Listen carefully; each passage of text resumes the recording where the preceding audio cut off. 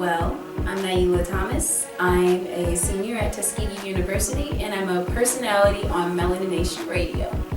I'm Candace, aka Cando the God, and I'm also a personality on Melanination Radio. Melanination Radio is about uniting the diaspora and exposing all of us to different viewpoints, because even though we're all black, we all have differences and similarities, so let's talk about it.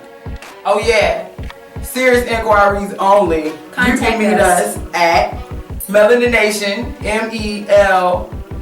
I forgot how to spell. It's at the bottom of your screen. You're right. Look down there. Melanination, MELANINATION @gmail.com.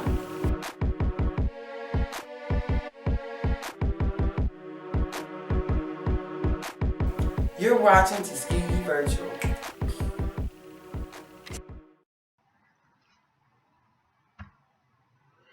Hey everybody, Pat Wallace, the operator here. This is Air Castle TV, and I'd like to thank you to Candace Clark for coming into the studio today so that we could talk about some serious issues.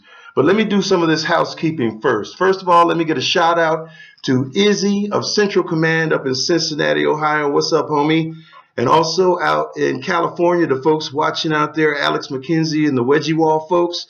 Say hi to Olivia and little Alex and Valerie and everybody. Also, Carmelita Harris in San Francisco and Irie TV.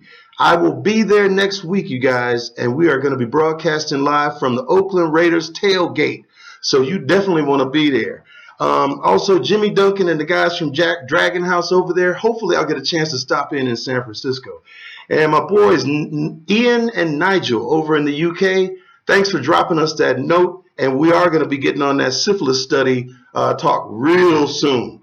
Now, in the studio, we have Candace Clark. What's going on, Candace? Hey, how you doing? All right. Today, we have some real serious issues going on, and I thought you'd be the perfect person to bring into the studio to talk about this. Now, let me read a real quick piece to just give the viewers a little context. Now, this is talking about the domain naming system.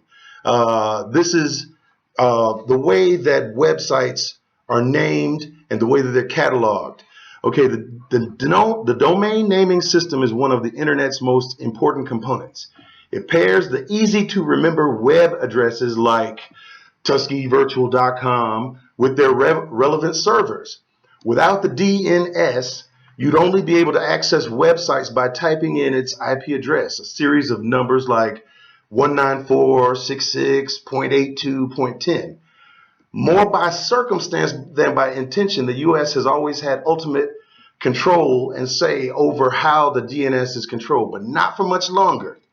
It will give up its power fully to ICANN, the Internet Corporation for Assigned Names and Numbers. That's a nonprofit corporation.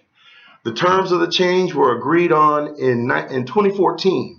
But it wasn't until now that the U.S. said it was finally satisfied that ICANN was ready to make these changes. Okay? And now it says ICANN will get the keys to the kingdom, as one expert put it, on October 1st, 2016. From that date, the U.S. will lose its dominant voice, although ICANN will remain in Los Angeles. They say users on the web won't notice any difference. And that's because they said ICANN's been doing this for a long time, and I know they have. Now, this is the controversy. Its move has been fiercely criticized by some U.S. politicians and a lot of business people and folks like me and a lot of people that I know, because it opens the door to countries like China and Russia to meddle with a system that's been protected by the United States. Okay, so now, that being the case, you say whatever you want about how these folks in the U.S. have treated us, okay? What this does, it makes me want to look forward at something like what happens to groups that could be potentially targeted by something like this. See, right now they make it look really, really benign, like it's no big deal. Oh, it's not nothing to see here. But see, groups like Melanination, Definitely. groups like Black Lives Matter, Definitely. and on the other side, groups like alt-right, even the white folks groups. All of these will be in jeopardy because we have a freedom of speech that's protected. So now with China and Russia getting into this down the line here, who's to say that they might not have something to say about this? What do you think, Candace? I mean, well, it's interesting that you mentioned that because I know when we were on Blog Talk Radio, Melanination, we were actually cited. We were flagged for trying to incite a race riot because we were talking about Black Lives Matter and talking about Ferguson and all these things. And it's just crazy because we really don't know. And this is the problem. We don't know anyone's true agenda. So whoever wants to be in charge of this, really, when you allow something as huge and as connecting as the internet, you know what I mean? This is what connects people around the world, and it's the truth. It's how we get the truth across. That's right. Everyone's way of telling their truth. Literally, YouTube for us to sit here and speak our truth. Exactly. In 10 years, 20 years, this may not be acceptable anymore. Exactly. Exactly. Because if they're turning this over to countries, China and Russia do not have the First Amendment like we do. And they have a lot of people over there. China, what is it, like 3 people for every 1 over here? So, I mean, who's to say that they won't decide that what we're doing is not acceptable? And see, it's interesting because, you know, the United Nations, they work on one vote, one state. So whoever you are, you get one vote. It doesn't matter if you're a super state. It doesn't matter if you're a developing country. You get one vote, right? Right. And so that can be okay with certain things, but when certain acts and different laws come across the table, you know what I mean, on an international scale, different people have the power to tilt those scales of balance. You know what I mean? Exactly. And in this moment is where it becomes a little iffy. And so when I was doing my research, I read that, you know, the Obama administration, that they were saying that for the internet to truly be international, that it cannot be controlled by the United States. It has to be released in a way that everyone, all different nations, no matter who you are, where you are, whatever your entity is, you have a say in the way that it's governed. And so that would be fine, except for like any other institution in America where you privatize it and make it open. Everyone with the money becomes in control. This false sense of, equal opportunity, and if you want it, just go ahead and grab it. That's not reality. Right. That's not Exactly. And when you're doing this with something like the internet, where you could be poor, you could sit in McDonald's with Wi-Fi, and you could get on the internet. You can learn things. You can talk to people. We won't be able to do that anymore. Right. So, and how long does it take before they start banning certain types of things from the airwaves? Now, see, they're already doing that. Groups like Facebook and YouTube will shut down certain things. And YouTube in particularly is quite draconian with their copyright laws. So in a way, this is sort of like the way of easing you into understanding that you're going to be limited. And when all of this is a freedom of speech situation, and when they gradually erode freedom of speech, that's when you wake up one day and you can't say what you want to say.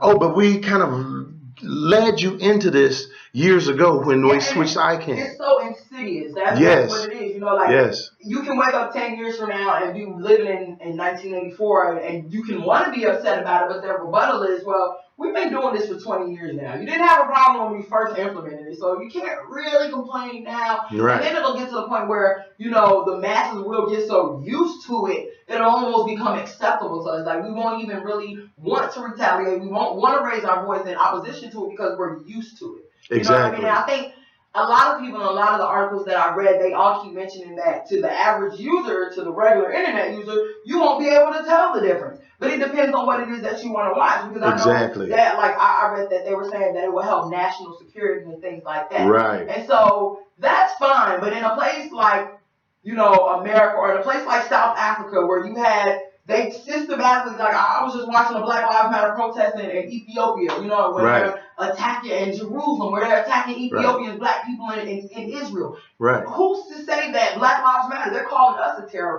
terrorized organization. Exactly. You know what I mean? And we're just fighting for the things that for human rights. Human rights issues. Right. And so if you take that off the internet, how will anyone in Alabama be able to know that there are people in Ethiopia, that there are people in Asia, that there are people in Vietnam that stand in solidarity with them? And that's, and that's what I've noticed, you know, as I've traveled around the world. That's been the main way that we have been so dismantled is the fact that we have never really been able to contact each other and tell each other like the exact same thing. Police brutality, you think you know it in America, come over here and be black where I am. You know what exactly. I mean? Live in my skin for a minute. Exactly. You don't understand that we go through all of the same things. That's right. When you remove that thing that allows people to communicate and to connect and to be, to be with one another. Right. That's a scary world. Exactly. And when you can go into a library, anybody could go into a library and contact people all over the planet. Right.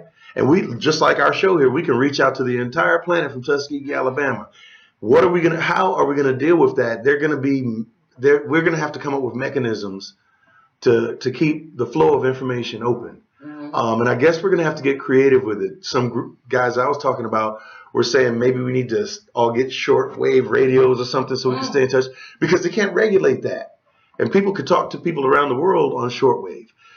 That's pretty primitive, but I mean, it may really actually come to something like that for us to stay in touch with each other. And that's what's so amazing about it, is that it's technology, it's progression, it's moving forward. Yes. It's what we think we want, and that's the problem. And I was just talking to one of my professors about it. Shout out Dr. Shakir Nature. Yeah, hey, doctor. We were just talking about, genetically modified organisms and in our food and things like that, and how you don't really know. There is no depth. There is no concrete definition to it. It's so abstract, and it can be this, it can be that, but it's part of technology. It's moving forward. This is what we say we want. Every time a new iPhone or a new Samsung Galaxy comes out and you rush to go get it, you're telling them that this is what you want, that this is what we as a people want. And exactly. So, I think we, especially as black people, and people of color all over the world, I feel that we need to be more involved in all of it. We need more people of color in computer science. We need more people of color in agriculture, biotechnology, because until we understand the way these things are going, until we understand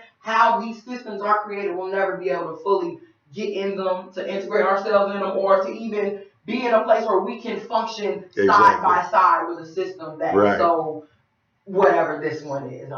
Exactly. And see, this is where we have to be creative and use our resourcefulness to find other ways around this. There are going to be some workarounds because, black folks are really resilient. We can really get some stuff done. But I'm glad that we're talking about this because we want to wake up people to understand, because part of this also is the fact that we all know when Edward Snowden went on the run, told everybody that all the information is being gathered right now. So we've got to put the word out there to be careful what you put on Facebook and YouTube. Your life. Yeah, because in fact, some of the groups I've talked about with this ICANN thing, they're saying that the first entities that will be affected by this are going to be YouTube, Google, Yahoo has already been negatively affected, but some of the big boys are going to be the first ones to come in there, especially someone like Facebook, because Facebook is so big and so iconic that everybody uses it. It's like almost like a drug, and they've gotten us hooked on this. And that's what I was literally getting ready to say for my generation and generations under me. And I don't even necessarily want to say mine. I would more so say the generation under mine, because we played outside. We knew what it was to do things or entertain yourself without staring at a screen. But this generation under mine, when you look at Twitter has defined the generation. When you think of a hashtag, that started from something off the internet. That's where it came from. Right. And so if you look at the power of a simple app to tailor a whole perception, a whole generation's world, imagine, how when we're talking about this resiliency, it's making me wonder, of course we are resilient and we're going to find a way to get around it naturally, but how? You know what I mean? Realistically, what will be the way? Because, black people in America, we have so much going on already to try to figure out how to get on Instagram and talk with somebody. Exactly. We're trying to figure out how to walk down the street and live, so it's a lot. I'm really interested. I'm interested to see the way that the public responds to this, because a lot of people don't even know what's going on, which is why. Well, I'm sure that we will find out in the fullness of time. Thank you, Candace Clark. We're going to put a bookmark on this conversation, and if you want to get in contact with us, I'm going to have some information on here. Thank you for tuning into our live stream, and everybody in all the 166 countries all over the world. Get with us. Check us out next Tuesday at 5 o'clock. We're going to be broadcasting from the Video Dungeon again. I'm sure that we're going to be doing some stuff between now and then, so just stay tuned. Make sure you subscribe. When I put that up on the screen, you guys subscribe. And there are two folks I want to make sure I mention before we get out of here. My guys over at Felder's Gift Shop. And make sure you watch our stream from Felder's on the Yard. We have a set over there. We're going to be talking to folks from over there. And also the Independent Nation of the Alabamos. They have bingo every weekend, so make sure you go and check them out. They have door prizes and just all kinds of fun stuff going out there. In fact, the last time I went out there, them little old ladies were serious. They were not playing. You go in there, you could hear a pin drop. They have professional bingo. They have the full bingo machine and the big thing on the wall, and you go in there and you can hear a pin drop. They're like, who's coming in? I mean, they are dead serious. So you wanted to go out there, but they have, like I said, they have door prizes and folks are winning some money, so it's old school bingo. You got your little card and you daubing and stuff. Yeah. So it's kind of fun, and they have barbecue and all that stuff. So make sure you go check them out. So listen, Candace, thank you for coming in, and you are always welcome. Melanination is a part of the family now. Air Castle TV, occupy that cloud. Check this out.